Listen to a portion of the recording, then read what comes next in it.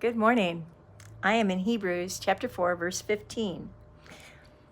For we do not have a high priest who is unable to sympathize with our weakness, but we have one who has been tempted in every way, just as we are, yet without sin.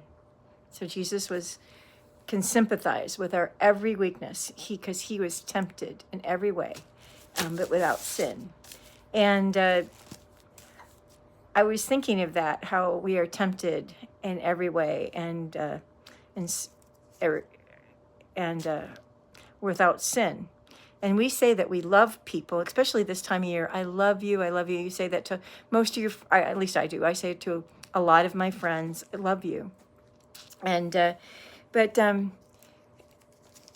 let's read love in chapter 1 Corinthians 13:4. Love is patient, love is kind. It does not envy, it does not boast. It is not proud, it is not rude. It is not self-seeking, it is not easily angered. It keeps no records of wrong. Love does not delight in evil, but rejoices in truth.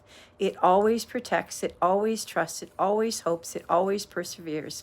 Love never fails. And so when I was combining these two verses today, I was thinking about myself. If I truly love with a pure heart, a 1 Corinthians love. So am I loving people without jealousy, without keeping records of wrong, without, wanting something from them, but just wanting to give? Am I loving with a pure heart? And I can think that I love someone, but then if I'm not loving with this pure heart, maybe I'm lusting for somebody instead of loving them. And Jesus knows and he understands. So it is kind of a revelation for me this morning that maybe some of my thoughts towards people aren't really truly loving. And if I can just confess that to the Lord, because he understands.